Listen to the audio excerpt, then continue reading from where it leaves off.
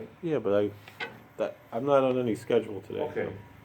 He's the facility chaplain program director. You wanna come up here? Yeah. Yeah. You want to stay in that chair? I'll bring one of these Okay, chairs. okay. So, You pretty much, why don't you tell them first what you do as a Okay. facility chaplain so, program director? good morning, everybody, and I'm the supervisor of the religious programming at SCI Waymart. We have a very distinguished team of chaplains. Father Kowalczyk is probably our senior chaplain, together with Rabbi Itkin. I'm not the only rabbi there. That's the interesting thing, that we have two rabbis. We have distinction there at Waymart, because both Father Kowalczyk and Rabbi Itkin have been ministering there since before it was a prison, when it was still the mental hospital, the Far View State Hospital. So it was a marriage made in heaven. I remember you said that, Father, when you would pass by the prison before you started your ministry there, you would go past there. Right. I would pray, hopefully whenever I pass by there, maybe there's a job there for me, and Okay. and the prayer came true. And it worked. But I've been involved in prison ministry before that. You have a mental health background And, too. yeah, so my BA was in psychology, just because the seminary where I attended, they encouraged more practical work. They did ordain rabbis, but it was more, they wanted people to be just, in the world, having a good job. So they didn't really, in the undergraduate field, they didn't, even though the bulk of our study, was religious, but our majors were always something. So I had 120 credits for a bachelor's degree, 30 credits in psychology, 30 credits core courses like history, science, basic things, even if they weren't related to my major, and 60 credits were religious. But my major was not a religious major; it was a psychology major, even though psychology was only a quarter of my credits as far as my undergraduate degree. So that was an interesting, and it just was what it was. I got that, and I really was interested in being a rabbi in a synagogue. That's what I wanted to do. So after college, after my ordination, I had a position in a synagogue in Richmond, Virginia. And while I was there, I got this packet in the mail. I'd always, been open to prison ministry. My family was involved in corrections. My grandmother, of blessed memory, was a nurse at Rikers Island. My grandfather, of blessed memory, was a parole officer. And my father, of blessed memory, was a police officer. So we had connections there in corrections and law enforcement. So it was something I'd always been open to. And when I got this package, I was very excited, because the synagogue was, when I was hired, I had a full-time job, and shortly around that time it was turned to a part-time job because they couldn't afford the salary. So it was nice to have something else on the side, and so it was a federal contract for only 3 hours a week in a federal prison about 40 miles away, maybe a little closer than that, but 35, 40 miles away. And I loved it. It was a fulfilling ministry. And when that came to an end, because the contract didn't have funding, I was like, what am I going to do? And we moved back up to this area where Tell him how many I'd kids you grown have. up. Yeah. So what are we gonna do? He has to feed his kids. Yeah. Right now I have 6 children. We say Kanina Hara. Just pay the cereal and milk bill on that. Yeah. So I'm very thankful that I have this. It's a wonderful job. I really enjoy working at Waymart. And additionally, I'm also a chaplain in a mental hospital, state mental hospital in New York. That was a contract position, but I have 15 hours a week. And they were nice enough to allow me to get a subcontractor for some of those hours. And I still am there 5 hours a week. So every Sunday I'm at the hospital, mental hospital, and then Monday through Friday I'm at Waymart. So at Waymart, because of our FTC and our other mental health units, it's a very similar type of atmosphere that I'm used to, from my several years working in mental health. And Could you stop you for a second? With mental health, what's happening in the state of Pennsylvania is that we're sort of absorbing all of the mental health units throughout the entire state. There are 26 state prisons in Pennsylvania, and they have mental health units. Part of the program is to close those mental health units and to bring them to Waymart. So Waymart is really going to become the treatment center for Pennsylvania.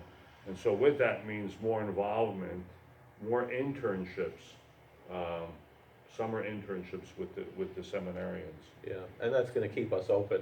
Yeah. 'Cause another prison nearby is on the slate to be closed, and SCI retreat. yeah, and they most likely will close. It's not official yet, but it's been announced that they have their 3-month comment period about closing it. And the big difference is that we have these programs that kind of justify our existence, which they didn't do that. Thankfully, nobody there will be losing their jobs.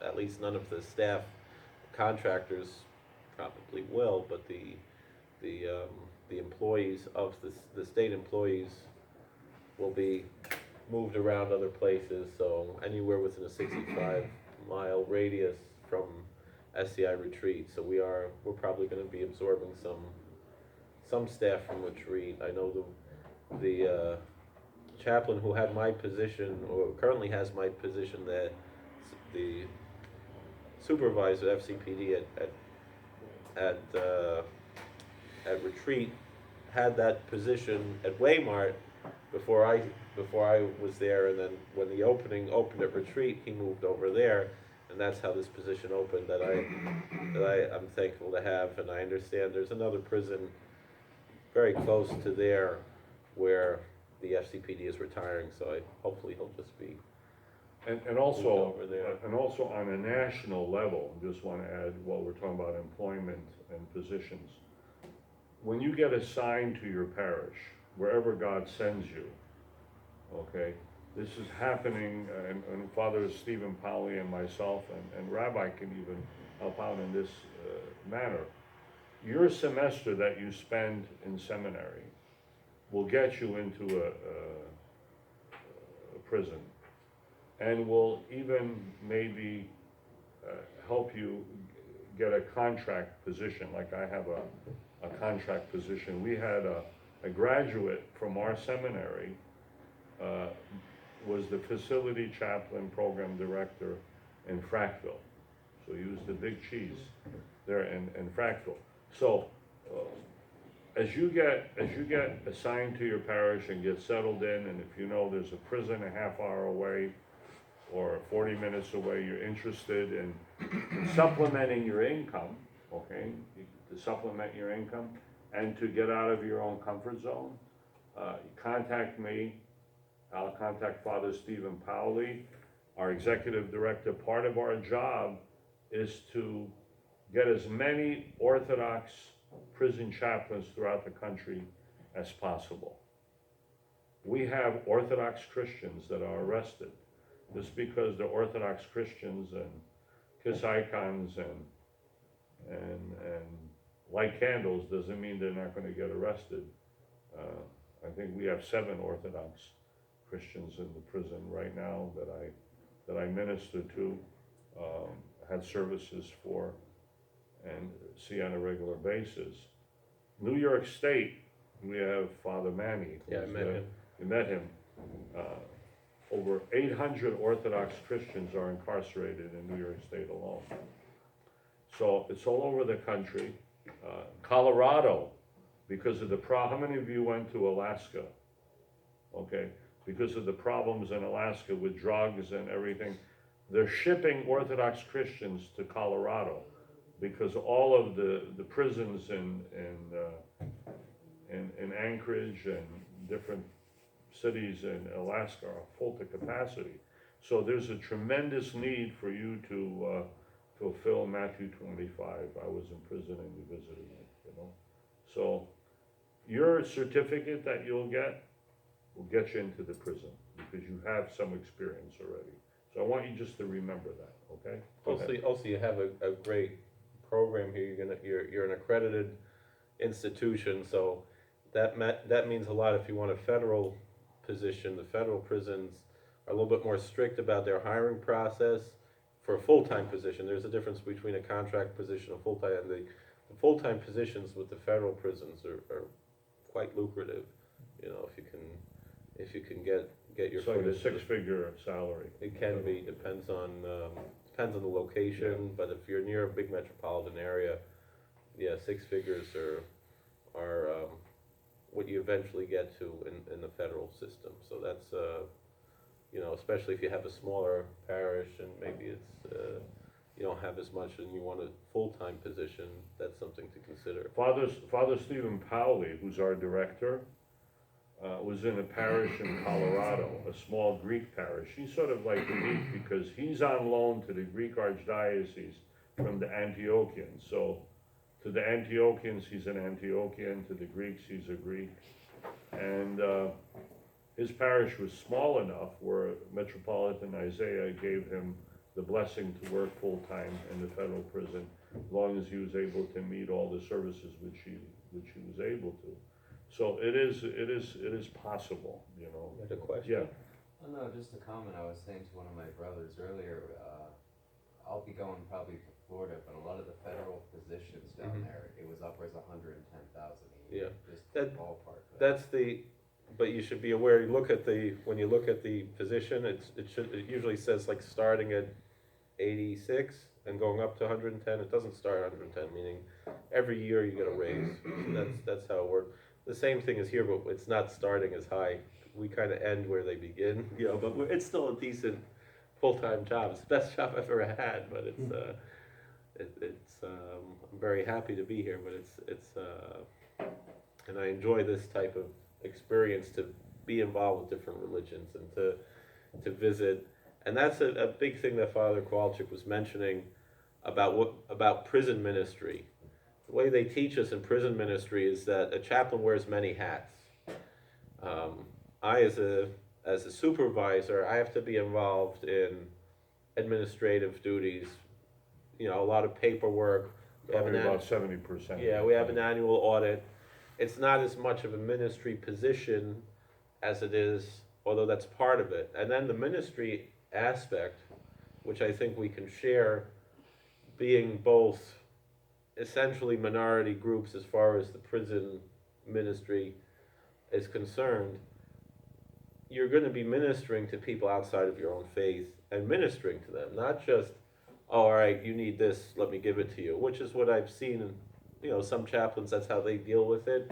But you really have to be able to minister to people. The ministry of presence that Father Kowalczyk talks about is essential, but also to be able to find the common denominator that we all have, that we're able to talk to people, help them within their own tradition. We're not allowed to be, you know, even within our own tradition, pushing any particular doctrines or beliefs.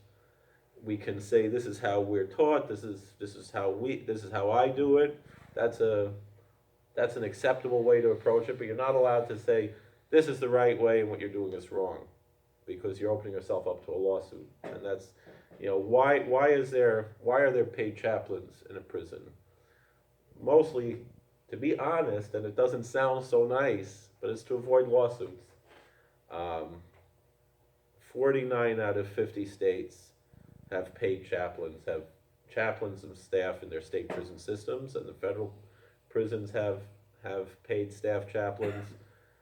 The only state that I'm aware of that does not pay chaplains is Virginia, which was where I lived, but I was working for the federal prisons there, and there, all the chaplains are essentially volunteer, but there are certain ministries that will pay for the chaplains to be there full time as what the state would consider volunteers, but they are being paid. I wanna give you an Yeah. example of a ministry that you could get involved in. In the prison, what happens and how you apply that to your normal life as a priest. I remember one Thursday, we had the seminary visitation, it was over with, and I was going home, turning in my credentials, my keys, right? And then I get a note, Father Kowalczyk, you have to do a death notification. Okay, all chaplains who, and the way it happens is, whatever chaplain is on duty, it's up to you to do a death notification. And that sort of wakes you up as a person. It's something that we all have something in common, death, you know, and you have to, and they could, inmates, when you make the walk on the unit and you're normally not there, and you have a folder, they all take a deep breath and they just hope that they're not the ones that are gonna be called into the counselor's room or a private little room or whatever. And you have to let the person know that their mother or their father or their brother or the child overdosed on drugs and have died. I mean, it's very difficult to do that. But before you even get there, okay, there's something that you have to do. You have to do the groundwork, and the groundwork takes about an hour approximately. Depends on what, Yeah, well, you but don't have Google. If I find an obituary, yeah, I well, got it. he has all the fancy computers and the bells. Although sometimes they But- block the, But I don't, you have to make sure that there is a body. That the person actually, like if someone calls and says, that his wife died, so you have to let the inmate know that his wife died, right? there's two reasons for that. The simple reason is we do give them a free phone call when something like that happens. So we have to make sure no one's just trying to play a trick on us, you know. In the orientation for the new inmates, I tell them, if you want free phone calls, you should have gotten arrested in New York. In Rikers Island, they give free phone calls for inmates, but here they have to pay for their phone calls. So it's not fair to them that we just give them a free phone call when it's not, and we've had people try to play tricks, or even they'll be honest, like, I need to call my bank, and I'm like, thank you for being honest, but I can't give you a phone call, that's not, and then, and I understand they're gonna put them on hold, they only have 15 minutes, but then the other issue, which is really more serious, is, you know, somebody who just doesn't like them on the outside, and there's plenty of reasons not to like them, perhaps, It's playing a dirty trick on him. but is they're gonna say, oh, tell Bob his mom died, you know, just And to his hurt mom's their alive, feelings. can you imagine? You know, so, that's why we have to confirm it. You have either to confirm with it. the funeral home, because we don't know who's calling, we don't have caller ID. So, either the funeral home, and I've had calls that were actually for the Caden prison also, you know, and that was, But when it is a real death notification, you've done your due diligence homework, you've found, you call the funeral director, in fact, there is a body there, and you do have to make that walk, and you have to tell someone, that someone in their family has passed away. It's not easy, I want you to know.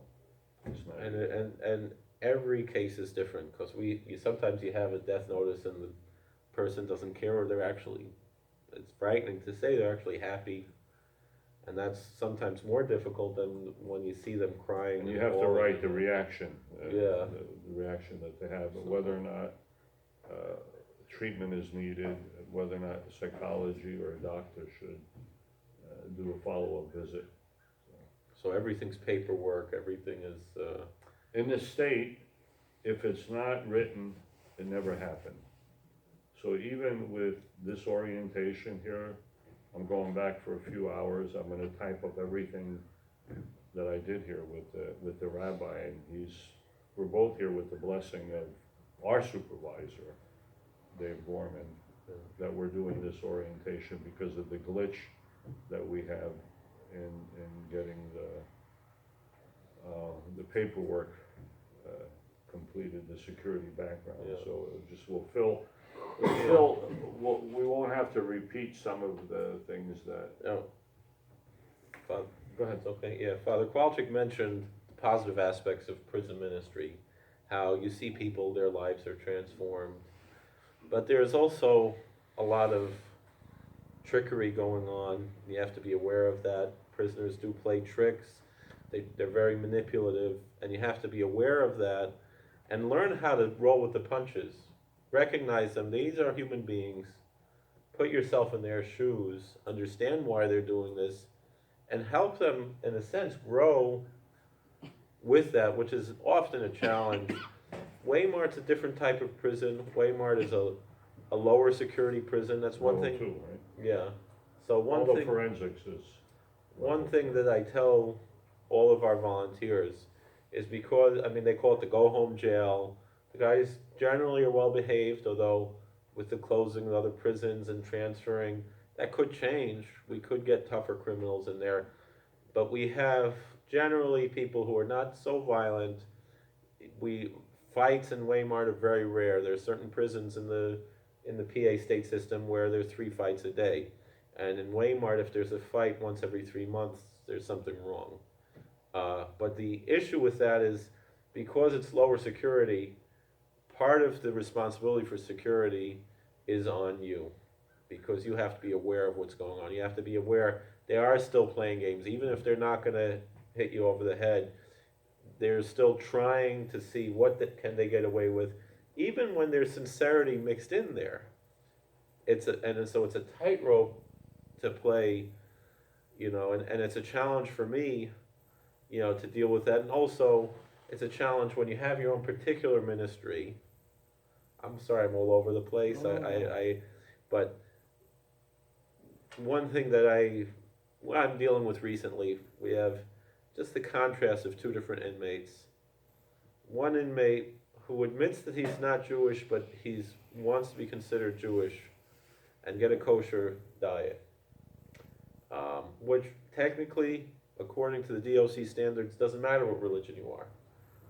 If you request a kosher diet, we cannot deny you on the grounds that you're Hindu, or Catholic or anything else. And even to the point where what we say, we are there to protect their religious freedom. Both, there's the First Amendment that gives us religious freedom as Americans, and then there's a federal law, the Religious Land Use and Institutionalized Persons Act, which is actually 2 separate issues. The religious land use means if the borough of South Canaan wants to give St. Tikhon Seminary Monastery a hard time about building and getting permits, they cannot be treated any differently than any other institution in the town. And in a certain sense, they should be given perhaps a little bit of favoritism as well, beyond that. That's the religious land use aspect. But then the Institutionalized Persons Act, even though it's all one act, but the Institutionalized Persons aspect of the act, in a sense, restores religious freedom more than just basic religious freedom, but a little bit more to people who are in prisons and in mental institutions. It's not only to receive their absolute religious needs, but even if there's something that's not necessarily needed in the religion, it's not an obligation in the religion, but it's something that's part of the religious practice. If it's within the realms of security and other things, how to give that to the person, we give it, but it's based on the individual. The example that we are given, in the training academy, is that someone who's Roman Catholic, and they insist they need a kosher diet, and then we have a Catholic deacon or a priest working in the prison. They say that's not part of our tradition. And then they say, well, that's not good enough. Ask the bishop. The bishop says no. The cardinal says no. They go to the pope, and the pope says no, he doesn't need a kosher diet. And then they still insist, look, it's in Leviticus, I need this. Who do we listen to? We don't listen to the pope, we listen to the inmate, because as far as the Constitution is concerned, it's based on what the inmate requests. The religious rights, and even if he's still, you know, in total communion with the Catholic Church, and he goes to mass every week or even every day or whatever is offered, but this is what he insists that the state has to give to him, even though it costs a little bit more.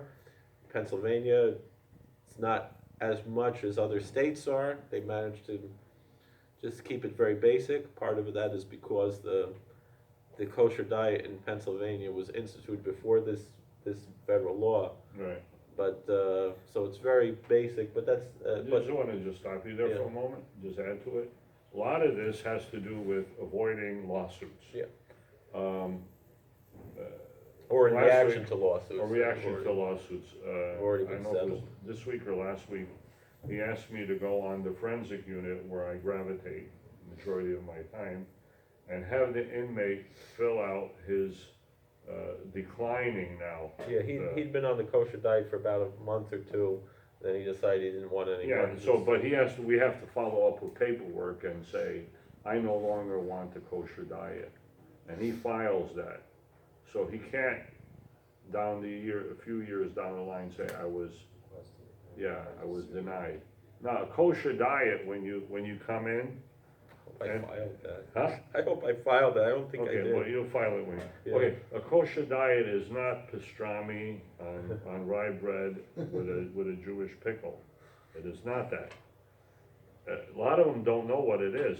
Tell 'em Even though what- we tell them, but Tell them what. even though other states will Tell get, them what our kosher diet is. other states will get TV dinners. They're not that good, but they're But tell them they're what gonna our cost kosher maybe diet 3 is. or 4 times as much as a regular prison meal, and our diet still costs almost twice as much as a regular prison meal.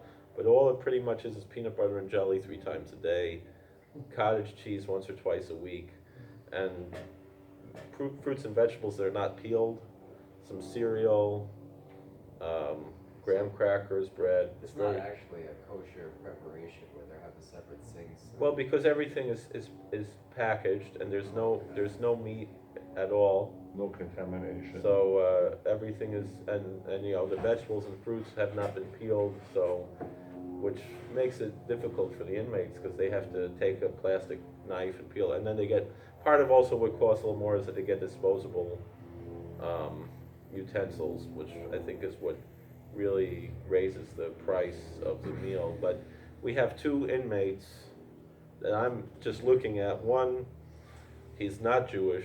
He admits that he only started getting interested in Judaism in prison, at another prison, that he was attending some classes. He never formally converted.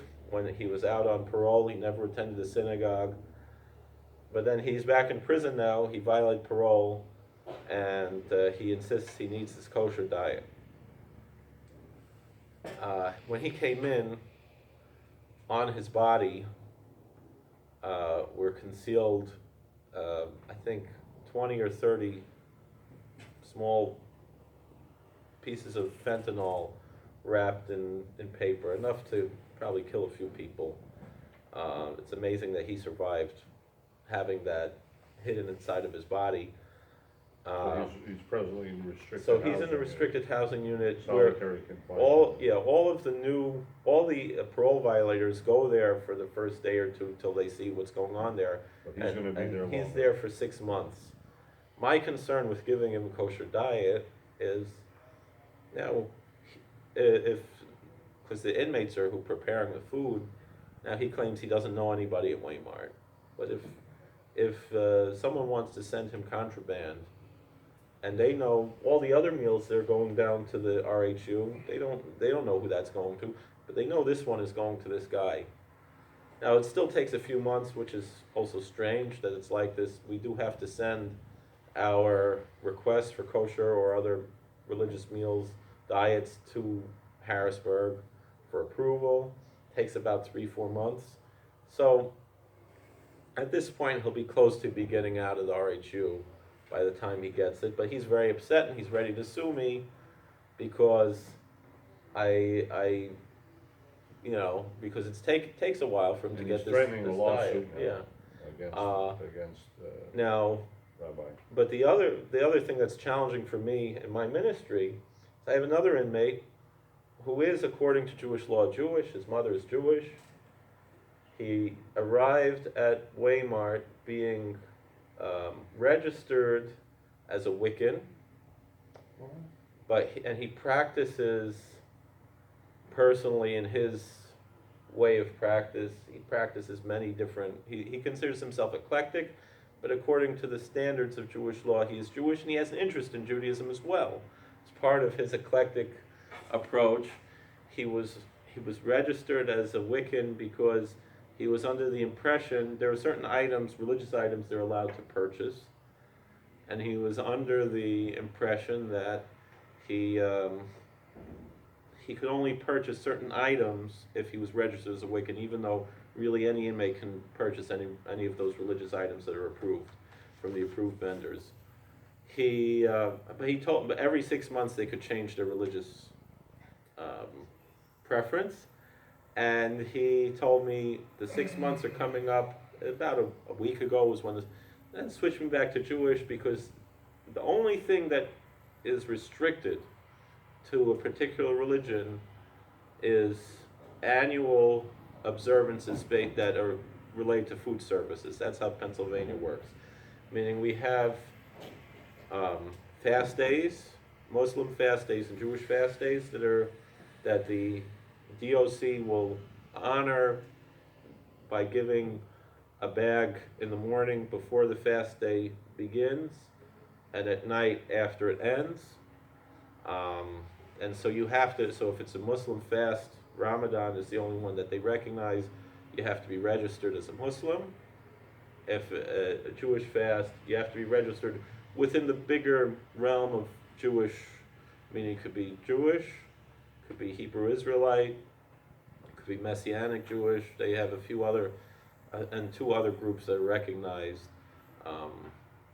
I won't mention their names because one is the house of, one is the assembly of. I don't want to take the Lord's name in vain, but they pronounce God's name the way it's written, which we don't do in our tradition. And so these groups are allowed to participate in those fasts and also feasts. The DOC recognizes 5 religious feasts, technically 7 religious feasts that they recognize, but 2 are a little bit simpler. Now, what he approach. means by feast is a meal prepared by the Right. institution, That- not our understanding of, Right. of feast. Yeah, the DOC recognizes a whole litany of annual holidays, but as far as food service related feasts, the Pennsylvania DOC currently offers 4. They currently offer a total of 7, but there are 5 of those have the approach is a little different. Those those are the main ones. They're feasts that the inmates are allowed to purchase extra food for the observance of these days. So the Muslims have their 2 Eid holidays, the Eid al-Fitr and the Eid al-Adha. The Native American community is allowed to observe either the Green Corn Feast or the Harvest Feast. And the Jewish community has Passover and Rosh Hashanah. They get one meal. Now, both of the nights of Passover, they have a Seder, but one they only have the matzah and grape juice, and another one they actually are able to purchase additional food like these TV dinners that other prisons generally have. So what happens in the DOC is you get closer to particular feasts as far as meals concerned, you'll get a lot of converts. Yeah, and that's to one thing. Native American, to Islam, not so much to And that's the Jewish fun. faith, That but they have was a handle on it. that But was it's part of their manipulation. and that was the It's a funny nice- thing. This one inmate who was registered as Wiccan, and actually the chaplains, the contract chaplains, are allowed to donate to the community. So our Jewish contract chaplain, he funds that the meal. It's only a handful of guys, Right. but he wants as many participants as possible because he feels he's giving them the opportunity to fulfill a religious obligation. And also on Rosh Hashanah they'll hear the shofar, which he could attend that technically without that, but it's kind of an incentive for him to attend that service, because they're gonna go from the shofar service to the meal, this year, and, this one inmate, he told me, what, just forget about it, leave me as Wiccan, I'm leaving soon anyway, and I'm like, well, you could get this meal, and he's not interested in it, and they kind of, but as a Jewish rabbi, I have to separate myself from that, being a Jewish rabbi, recognize that I'm a chaplain as far as the DOC is concerned. I happen to be an ordained rabbi, but that's not my main purpose of being there. And that's the same thing, like Father Kowalczyk, 95% of his ministry is going to be in the FTC or the other mental health units, or to people of other faiths, and maybe only 5% of your ministry is particularly to the Orthodox Christians, and similarly, it's about the same for me. And I want to address that, and I'll continue to address that as we go on. I kind of think that we have to have an outreach to the greater community in our parish. I'm blessed to have a caterer in my church. It was an old gymnasium that we turned into St. Michael's Center.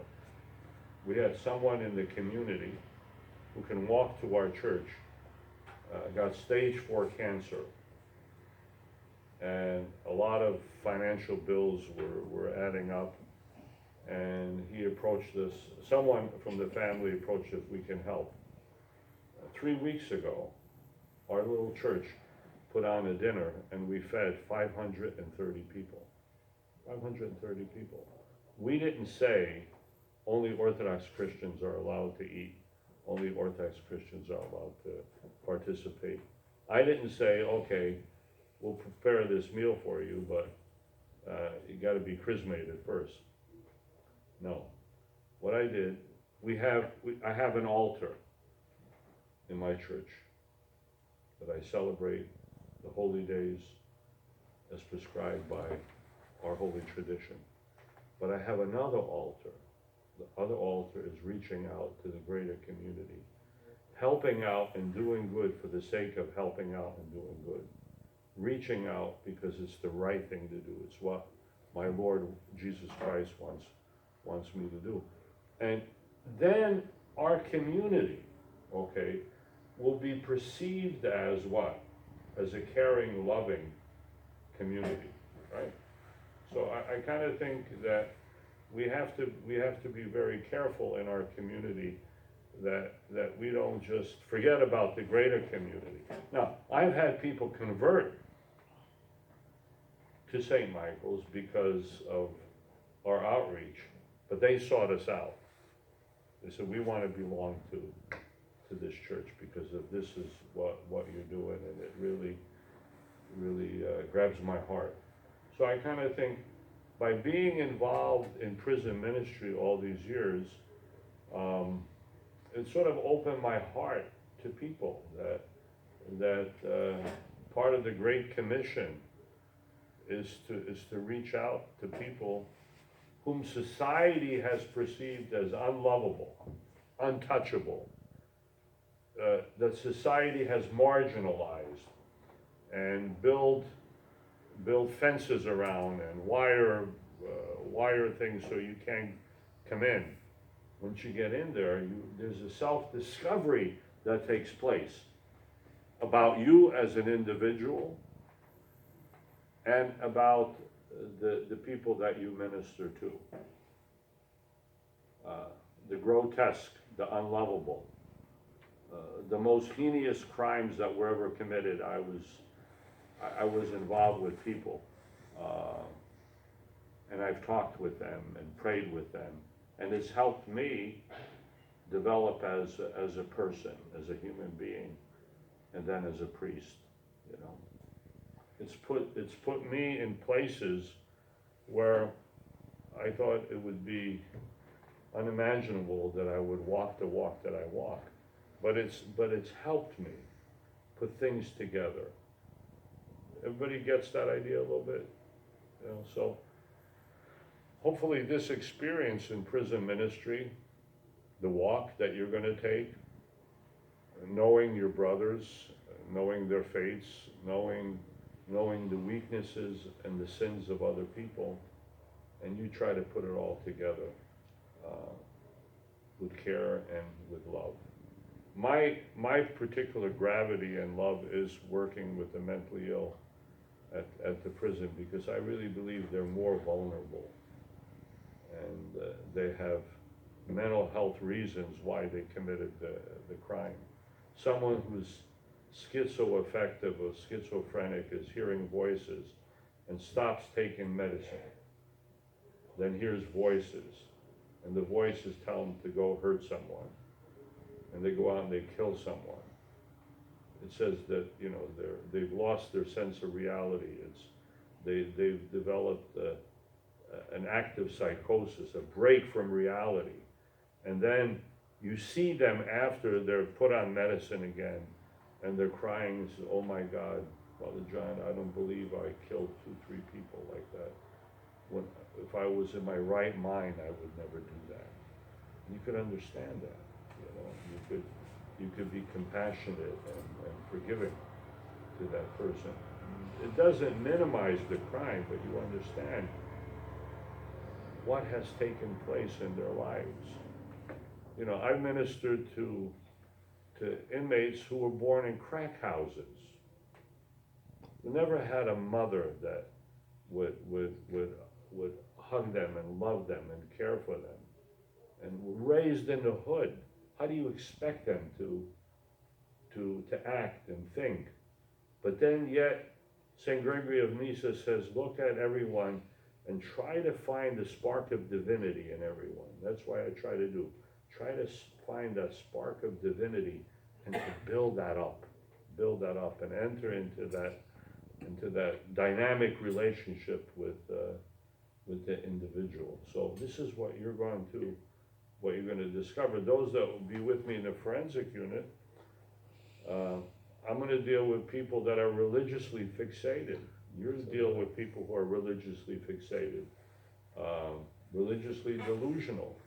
And the whole theme of the forensic unit at the prison is that the more religious you are in the FTC, the sicker you are. The less religious you are externally, the healthier you become.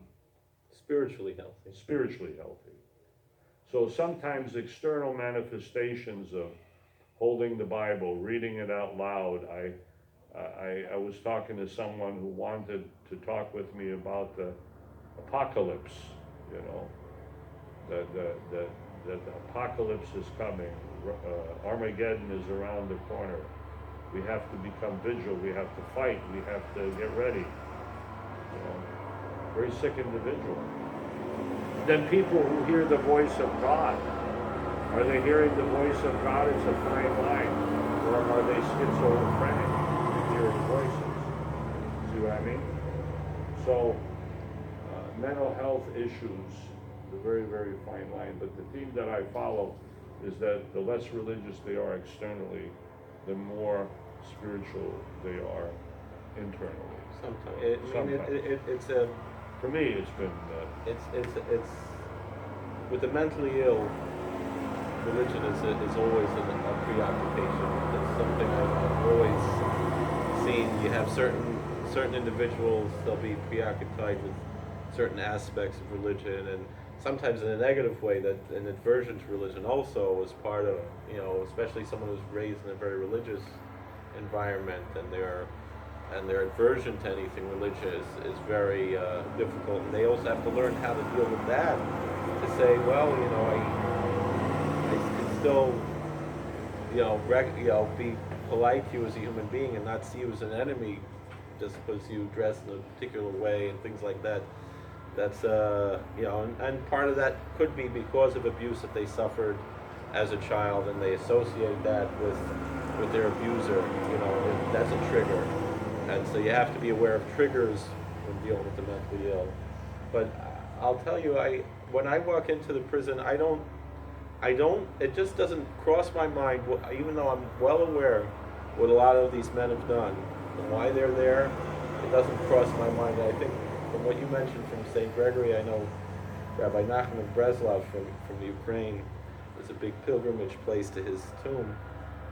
He said that when the psalmist says, I will sing to my God with that little bit that's in me, meaning that there's that one point where you're good, no matter what, even if it's a point within a point, and that's like a musical note. If you just take all the beautiful notes, you make a song. It's the difference between a symphony and a cacophony. You hold on to that. And to recognize there is good in these men, but also to recognize if you're being, when you're being, it's a challenge, because you tend to grow to like these people, like you feel comfortable with them, and you also have to be aware of that. We're not allowed, fraternization is a major issue, but we admit, oh, this guy, I kind of like him, I enjoy listening to him, I enjoy talking to him. That's a danger. You have to know when. You have to have boundaries. Yeah, because you have to have professional boundaries. You're coming in as a professional. That's part of the reason why we dress in a professional manner, to represent ourselves as professionals. So we have to recognize professional boundaries, that we're involved in a professional relationship. They're not our friends, they're not our buddies, they're not this, that, they're not even really our congregants, we have a specific reason why we're here, and we're fulfilling our job, we're doing a job.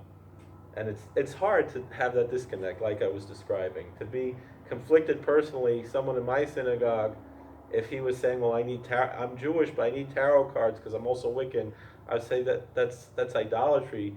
I can't tell him that. And I think part of the reason why he doesn't get involved in it is because another inmate, who also is kind of practicing Judaism in another religion, he said, well, look what the Bible says, and I think that's what scared this guy away. So I'm like, on a certain sense, I'm like, should I ever tell somebody that, unless they're ready to hear it? You have to know who you're dealing with, what, when. The rule that I follow that's helped me, and I apply it to my work as a priest, is you emotionally detach and spiritually attach. And that's really hard to do. It's really a fine line and a balance. To emotionally detach, that's set your boundaries, but spiritually attach. And I have to confess that I do pray for them at night. Part of my rule of prayer is to pray for the inmates. And what's kind of neat is when I make my rounds, they tell me that they pray for me. And I kind of feel that I really do feel their prayer. I'm meeting with Malcolm this afternoon, who's a peer specialist. Made a stupid mistake. He's a tremendous human being. He's getting out, he's making parole. His daughter's going to Harvard. I told him that an apple doesn't fall far from the tree. So he feels rejuvenated and he's a new person. And I had a part of that. He reached out to me through the rabbi, because I had a parish emergency yesterday, so I didn't make my Bible study that I had. And the rabbi told me that Malcolm wants to talk to you, pray with you before he leaves, which is tomorrow. It's kind of neat. They're real people with real problems. In the parish, it takes, I mentioned in my course yesterday, 7 to 8 years for people to gain your trust, for them to really open up. I think it's a little bit quicker in the prison. And so the idea of trust, building relationships, building bridges, ministering to them on your altar of grace that you give out, prayers, death notifications, praying for someone who's ill. We get, with that many people in the institution, 700 or 800 staff and 1,500, about 2,100, right, altogether. Someone gets terminally ill at least once every 3 weeks in the prison. Whether it's a staff, whether it's an inmate, something happens. We're there to minister to the staff as Yeah. well. Yesterday, before I went home, I was doing one thing, right? And then a staff member came to me and says, Rev, I'm having a crisis. I really need to talk to you. And on my ID here, I wear two things. One is called CIT, which is the training that I received in crisis intervention treatment. Someone's having a crisis, an inmate, how to approach him, how to minister to him. And Rabbi Joseph, I think you were in the same CIT yet, or if not, you will be. And the other one, which is referring to staff, is cover, to run for cover.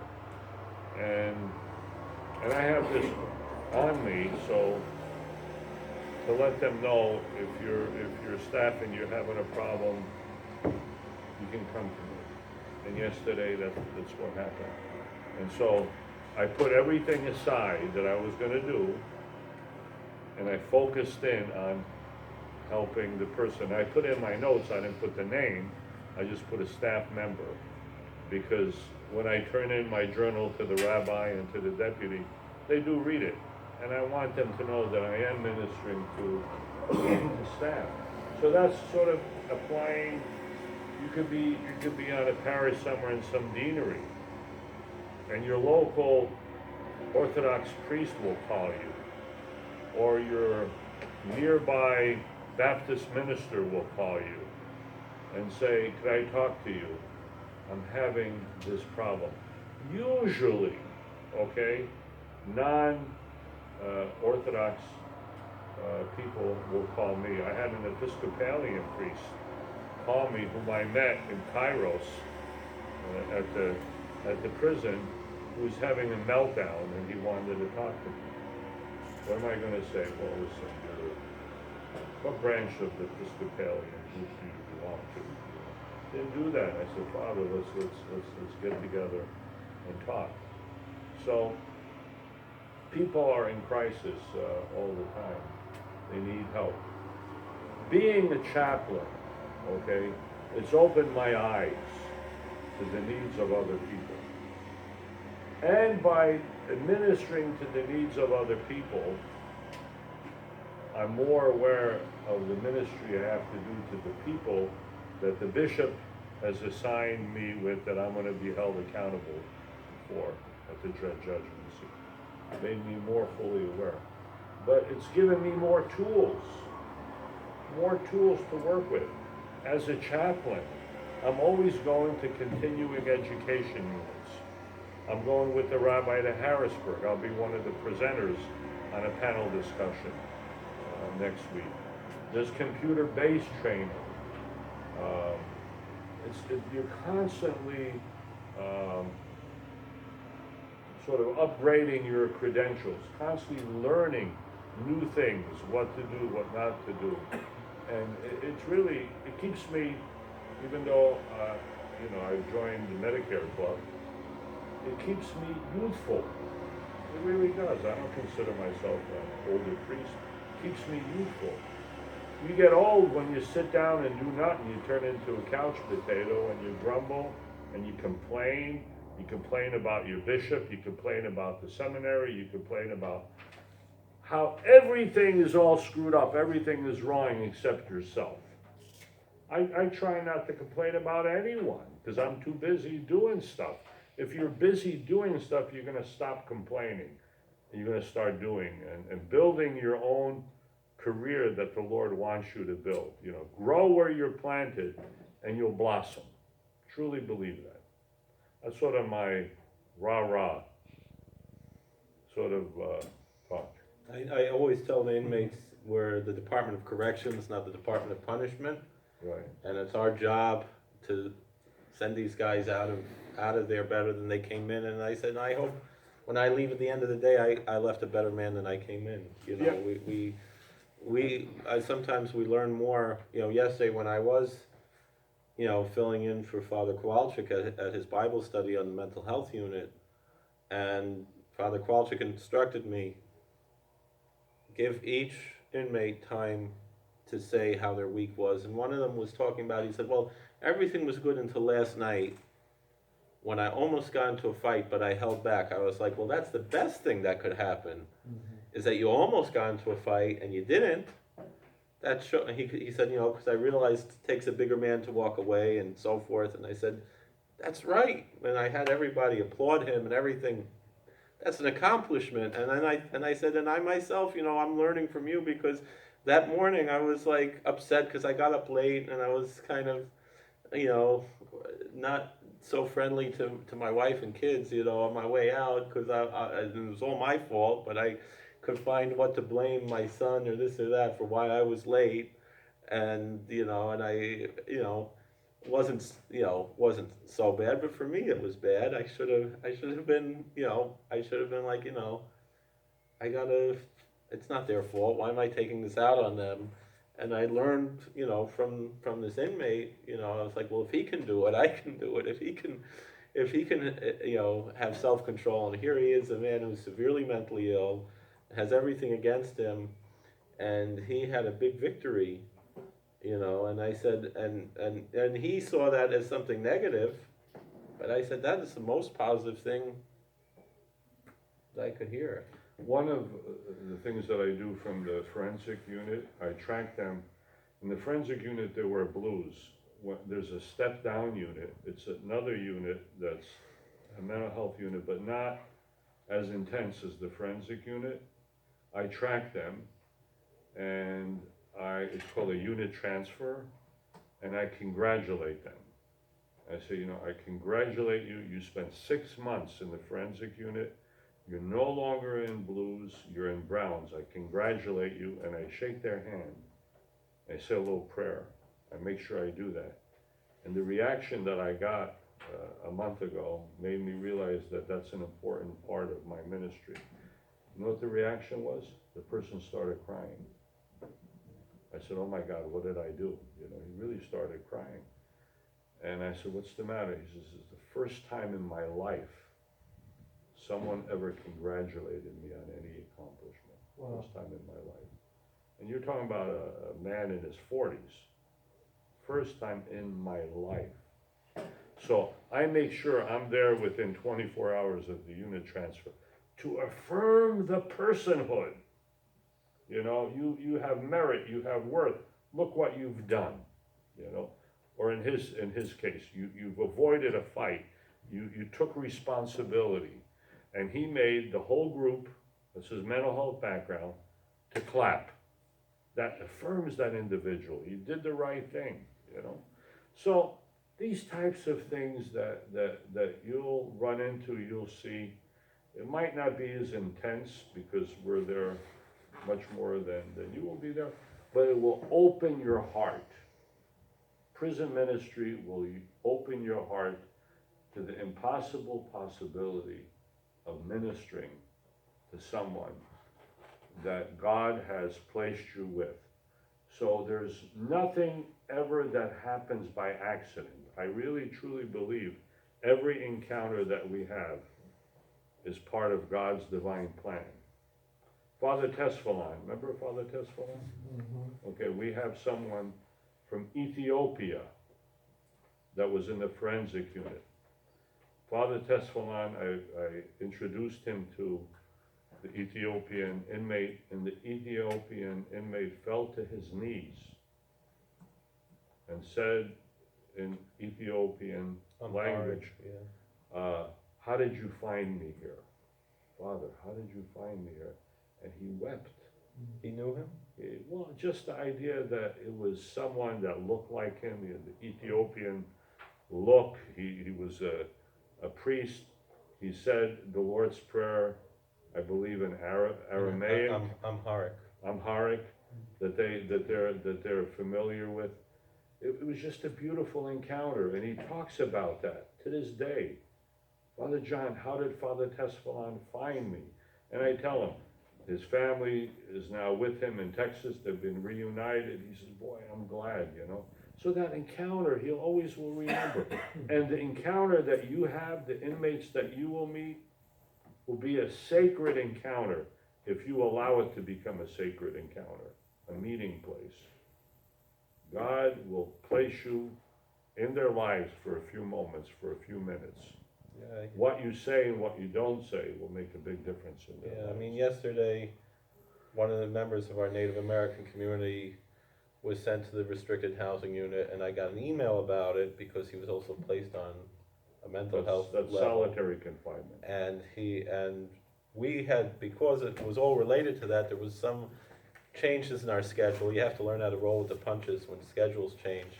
And our Native American chief, he was all ready to have his ceremony, and then the inmates were told to go back to their units for another hour or so. So I said, so Chief, go down to the RHU and visit this inmate.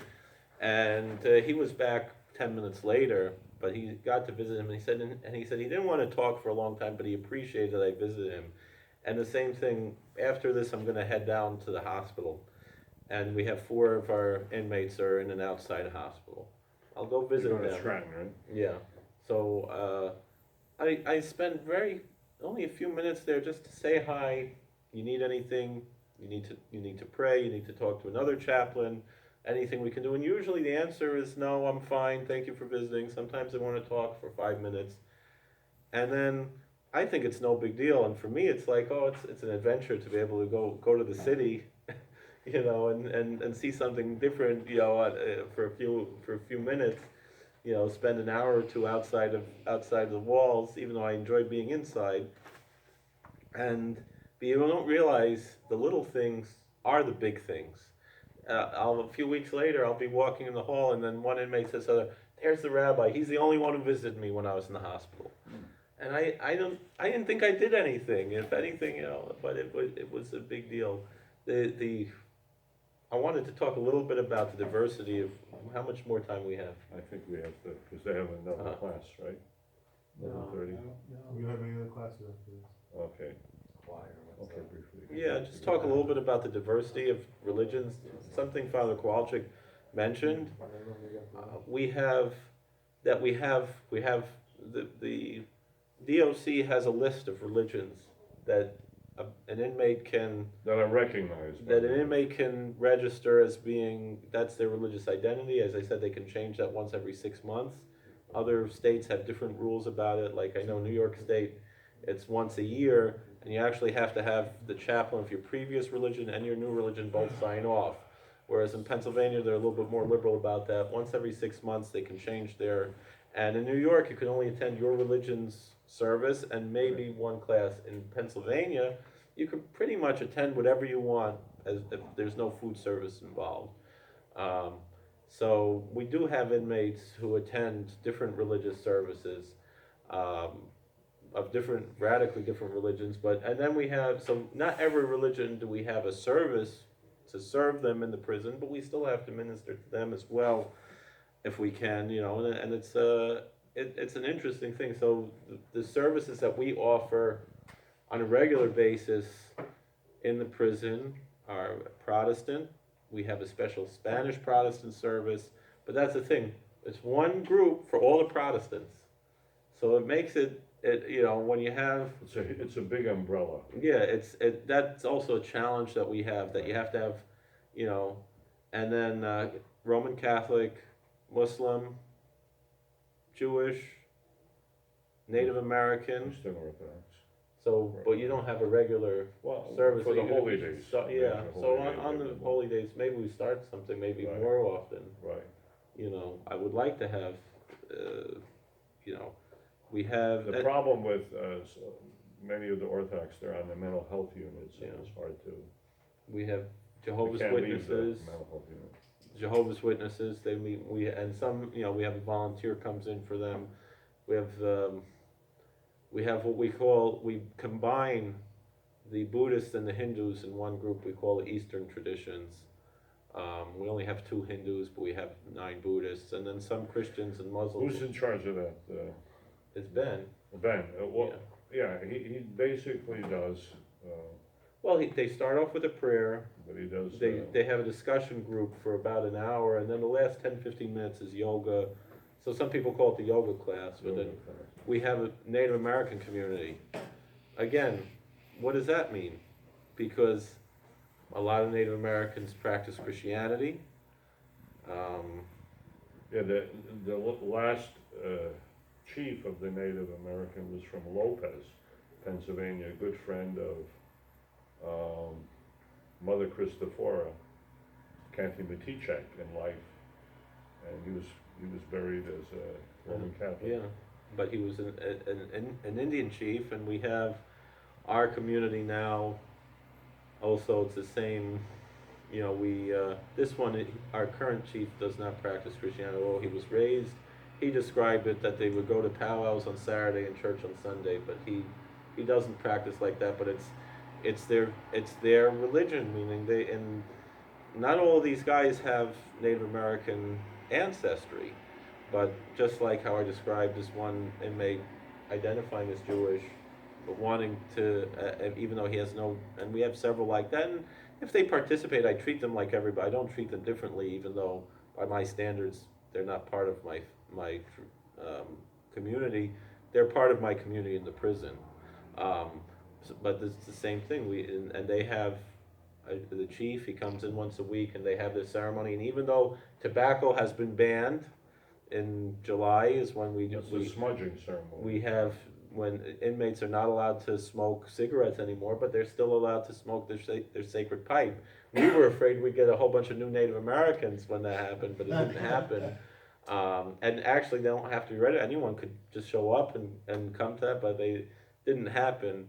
And the newest group that I started there, we have a volunteer coming once a month. He's a Wiccan high priest, and he comes once a month to minister to again, similarly how we have the Buddhists and Hindus together, we have three pagan traditions together: the Wiccans, the Druids, and the Asatru, they will call Odinists.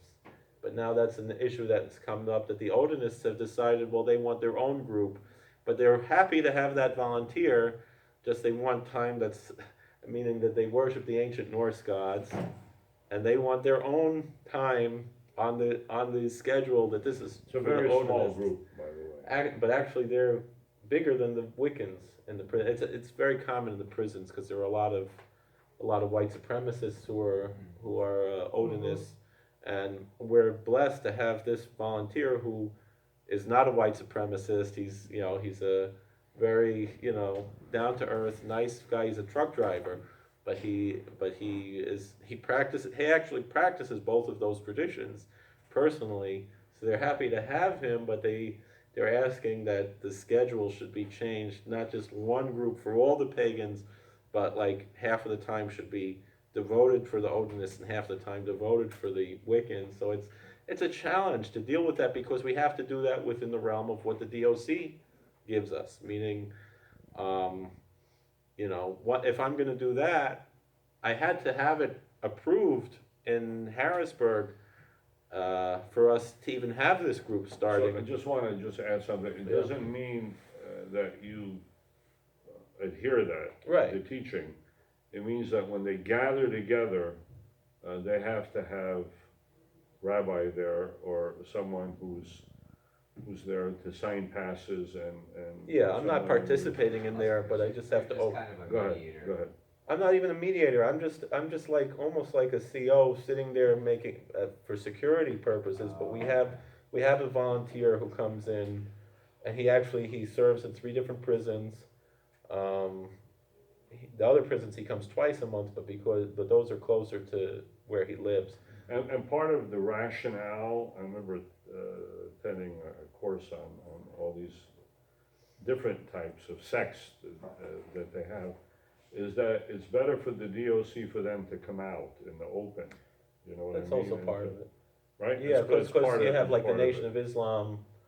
We don't have organized Nation of Islam in the prison in Waymart. Other prisons do, and again, to control them a little bit more, to have an eye on them, see what they're doing, Right. make sure that they're behaving themselves. But we have a growth of the Odinist community. They're growing more and more, and it's something we're keeping an eye on. But we're also, aware of what they're doing. But we're blessed to have a volunteer who is a good chaplain. And he told me, actually, he said he believes that divinity is only one, but expresses itself in different cultures in different ways. So I don't know if he's just telling that to me just to Make you curry feel good. favor, or if that's what he actually believes. But it's nice to hear that. But it's interesting. But and it's interesting to me. But what I always tell the inmates, because they could always choose other or none, but they could also choose atheist. And I said, if I had 5 atheists tell me they want to start a group, and we can find what do they call it?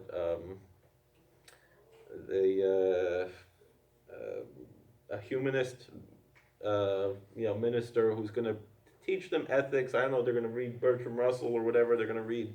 Well, But and maybe I would tell them the Soviet Union tried to collectively Yeah. have that, and Well, it fell apart. but the thing is that as long as the Soviet Union, they're repressing other religions. If they're putting down religion, I wouldn't let them do that. But if they're learning ethics and morals, just from a non-theistic standpoint, I think that's positive for as far as what the DOC is concerned. So I would be supportive of that. But they have to follow the rules, just like the Christians can't put down the Muslims, and the Muslims can't put down the Christians, and it's the same thing. Not that they would, but I'm saying, so the same thing, they'd have to follow the same rules, but I would be supportive of that because, again, we're the Department of Corrections, and if they're thinking, well, I don't believe in anything, I can do whatever I want, so then, what's so if they're being taught, no, there's a reason, even if it's rational, whatever, however they believe to be ethical and moral, and that's what they're being taught, I think that would be a wonderful thing, but I'm not pushing for it. They have to, reach out for that. Yes, sir. Okay. Let me ask this, since you both have a lot of experience, working over the years with this. How do you keep yourselves from identifying more with the DOC as priest or rabbi? Because it seems like you're constantly being put in those positions over there, at least from what you're. Well, I'd like to take an opportunity to answer that. I'm identified as SCI Waymart as an Orthodox priest all the time. They know me as an Orthodox priest. They know me as a priest that brings in seminarians, that prepares people for the priesthood. So my ministry, specifically in the DOC, is catered to mental health inmates.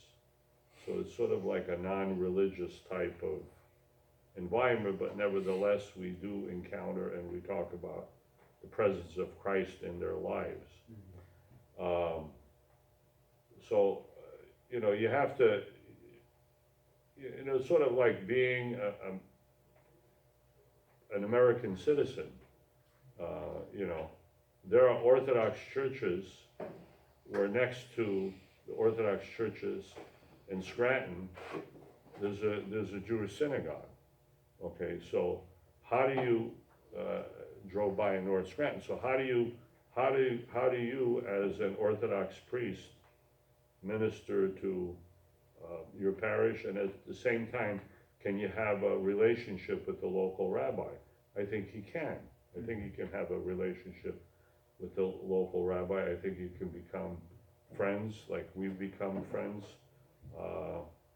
He knows what I believe in. I believe in, the incarnation of Christ, that he is perfect man and perfect God, that he died on the cross, he descended into Hades, he rose from the dead, and he inaugurates the kingdom of God already on earth, and realize eschatology. He knows our theology. He's well read, but there's a mutual respect, and there's a mutual respect for people as human beings in the Department of Corrections, to treat people as human beings. When you study the Synoptic Gospels like I did, Christ came to make us realize our humanity. To realize our humanity is to realize our divinity. The